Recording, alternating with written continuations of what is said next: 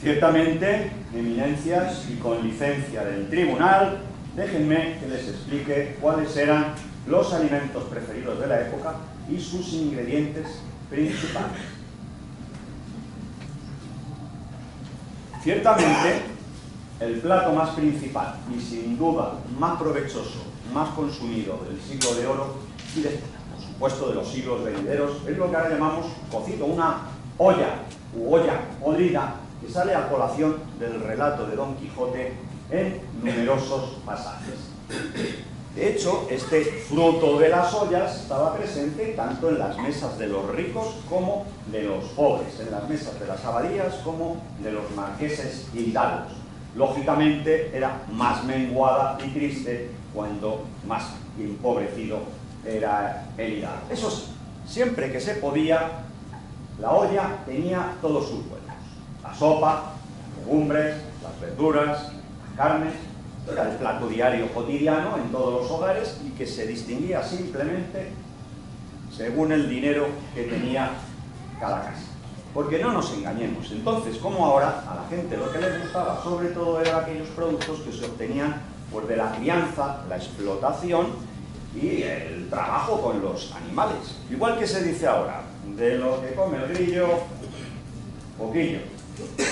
Así que el español, pobre o rico, prefería sustentarse con carne y sus derivados. Y el preferido era la carne de cerdo. La carne de cerdo que además de nutrir, de ser proteína, que era lo que nos daba Constitución, además era un símbolo de cristiandad y lo que hacía que nos distinguiéramos de otras religiones.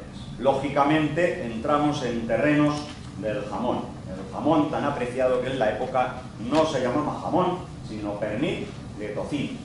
Y por supuesto abundaban pues, todos los tipos de embutidos, chorizos y demás longanizas, aunque eran un poquito diferentes a las que conocemos, ya que no se usaba prácticamente el pimentón y se añadía muy poco ajo. Y el famoso salpicón que encontramos en toda la literatura del siglo de oro. Y que no era el salpicón de marisco al que vuestras eminencias están acostumbrados a probar en sus viajes a Galicia, sino una especie de manjar o de aprovechamiento de restos de comida donde lo que predominaba era la carne picada, aderezada pues, con especies para darle sabor y aumentar su conservación. La pimienta, la sal, la cebolla. Bueno, pero no podríamos dejar de ninguna manera de referirnos a los duelos y quebrantos, los famosos duelos y quebrantos que, como bien ha dicho su eminencia, tomaban los hidalgos el sábado y que no eran pues, más que una fritada, un revuelto que llamaríamos ahora, de huevos con torrendos y a veces se le añadía pues, unos éxitos. Estos huevos eran considerados pues, unos platos de gran sustento, eran baratos, eran económicos, eran un gran alimento, y esto lo demuestra perfectamente su gran consideración social, los más de 600 huevos. ¡Manda huevos!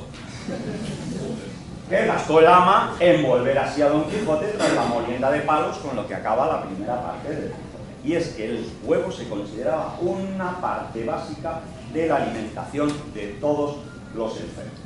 ¿Qué me dicen del pescado? El pescado es un alimento básico de nuestra dieta. Ahora, ¿qué tienen ustedes nevera? En su época, el pescado más consumido era en el interior simplemente aquel que se podía salar y por lo tanto conservar, el bacalao, como mucho las sardinas, el arenque o lo que llamaban el vestido navideño, que mucho me temo que no se debería de parecer en nada a lo que ahora compran ustedes en Navidad. Eso sí, en Andalucía, que siempre se ha vivido bien, como es sabido, ya conocían el pescadito frito. El pescadito frito que ya viene perfectamente descrito, arsa, rinconete y cortadillo. Bueno, y el queso, los franceses presumiendo de queso. Bueno, para queso el español. El queso más famoso de España siempre ha sido el queso manchego, queso de oveja de magnífica calidad, aunque también era muy conocido un queso de Teruel, que hoy no sabemos qué era, que era el queso de Tronchón, que debía ser una exquisitez porque todo el mundo lo cuenta en sus escritos.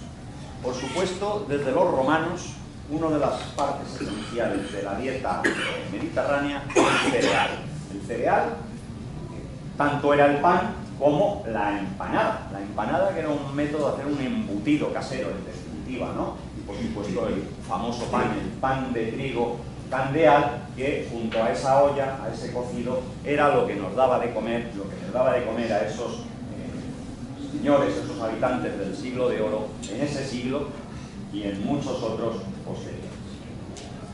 No hay que decir que muchos platos provenían de la cultura árabe, utilizándose en abundancia productos que a todos nos suenan hoy en día como clásicos, como característicos de esa cultura. La leche, la almendra, la miel y los productos de casquería, que hoy son tan poco frecuentes de encontrar, los sesos, las cabezas de animales, los guisos de vísceras, con los cuales iban confeccionando todo tipo de platos, de rellenos, de pasteles, de sopas y los aderezos. Hoy que no sabemos nada más que echarle sal, pues en la época se usaba, por supuesto, la sal, pero también los zumos de limón, el agraz, el zumo de uva verde, para aderezar tanto los volátiles como las empanadas. Y los sabores agridulces que nos siguen sonando hoy en día a orientales, pero que en la época se utilizaban mezclando esas carnes guisadas con peras, membrillos, manzanas o calabaza dulce. Y hay una lista, que no les queremos aburrir en esta disertación al señor tribunal, de platos claramente de influencia árabe. Platillos de trigo, avena, panizas, tortas rellenas de almendras, mazapanes, toronjas de játiva con quesos y azúcar, canela, miel, cuajada, buñuelos, las comidas con membrillo, los dátiles, las ginebradas, la ginestada y la burnia de higos, que no sé qué es porque no lo hemos podido localizar. Pero ¿y qué me cuentan de este resto de platos que vemos aquí? La licurcuz con garbanzos, las colas de carneo, a ver quién encuentra hoy colas de carneo, la alboronía, los fideos, las variantes en vinagre, los limones ceutís, que no sabemos si serían igual que los de Melilla, las albóndigas con cilantro y los refrescos con agua de azahar. Bueno, curiosamente, además de estos dulces, hay que reconocer que Cervantes conoció la pasta en Italia, añorando y echando siempre de menos los macarrones, los fideos de esas hosterías italianas, bien ensalzadas en el licenciado Vidriera. Pero y por supuesto que debió de conocer y seguro que adorar, a fuerza, por obligación, el cuscús de Argel. Hablábamos de las sopas, de las ollas cocidas, de los cocidos, de las legumbres. Desde luego la legumbre más apreciada eran los garbanzos, aunque también se comían las habas y por supuesto las lentejas, que eran plato obligatorio en la Cuaresma, dado que no podíamos comer carne, con lo cual esas lentejas eran sobre todo y especialmente vegetarianas.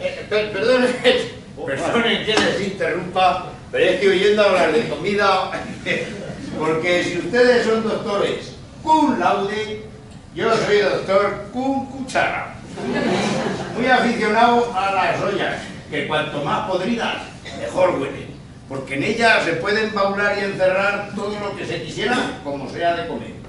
Hay las veces que me he relamido diciendo manos de ternera, que parecen uñas de vaca, todo bien cocido, ahí con sus garbanzos, sus cebollas, sus tocinos, y que a la hora de ahora están diciendo cómeme, cómeme.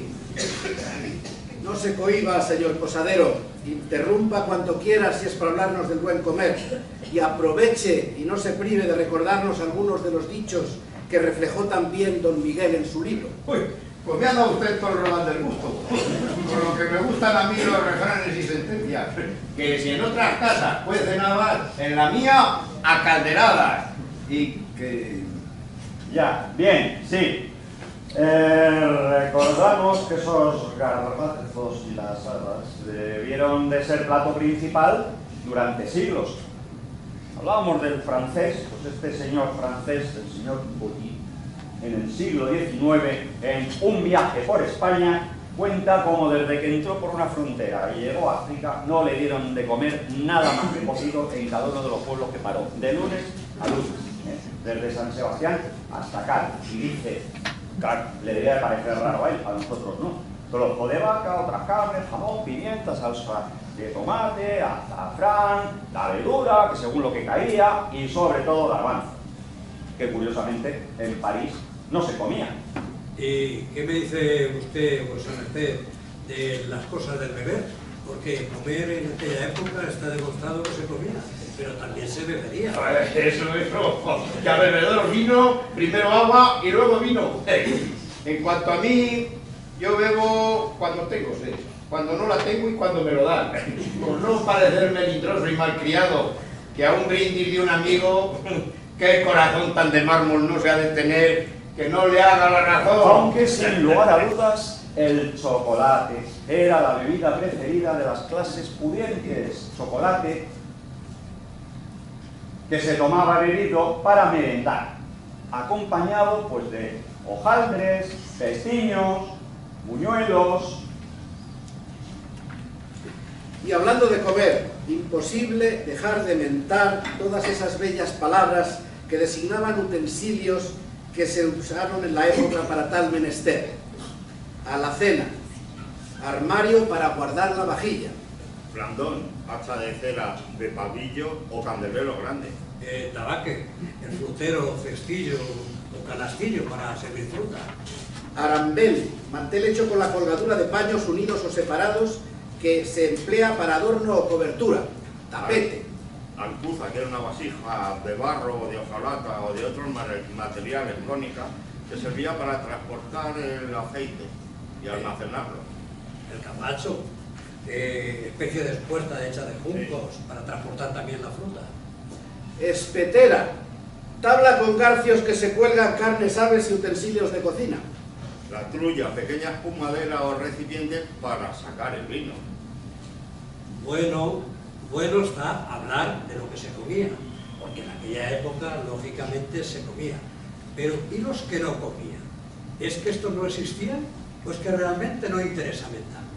Ciertamente, eminencia, no eran los menos, pues este siglo de oro era un siglo lleno de contrastes. Los ricos, por una parte, muy bien alimentados, incluso en exceso, y las clases más humildes con una dieta básica, incluso meramente de subsistencia. Y coincidiendo con ellos, tropas enormes de holgazanes, pícaros, pobres de pedir, que vivían de la sopa de los conventos, que se llamaba bodrio. Por eso a esos holgazanes les llamaban brodistas. Así que ya saben, cuando se refieran al bodrio, que estamos hablando. Mire usted, ya le estoy oyendo y ya se lo decía yo a mi señor Don Quijote y se lo voy a decir a usted también. Dos linajes hay en el mundo, el tener y el no tener.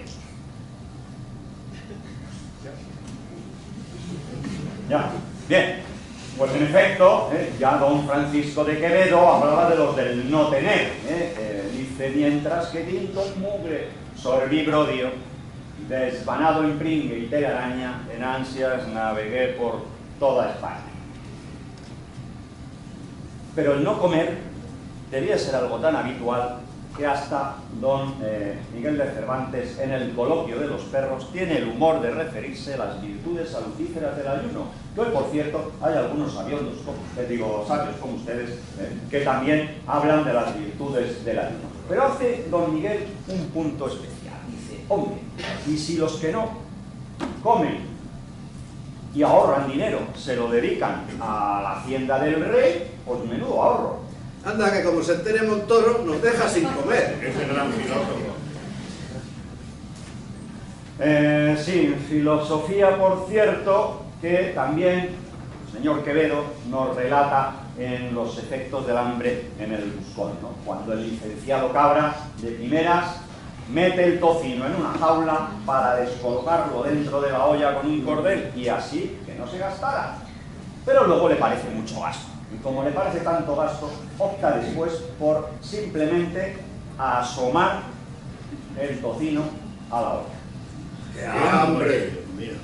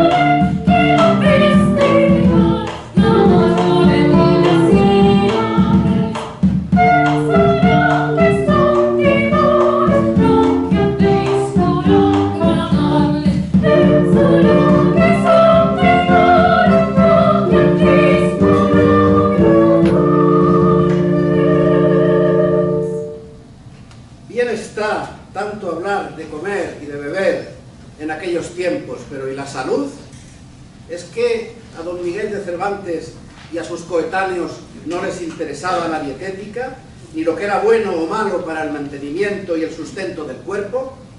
Porque ahora no hay cocinero, ni dietólogo, ni papel impreso que no vaya salpicado de melindres, prohibiciones, consejas y advertencias sobre la maldad de esto o de aquello, lo que engorda, lo que adelgaza, lo que favorece el medruño y lo que lo desata entorpeciendo los humores del cuerpo todo.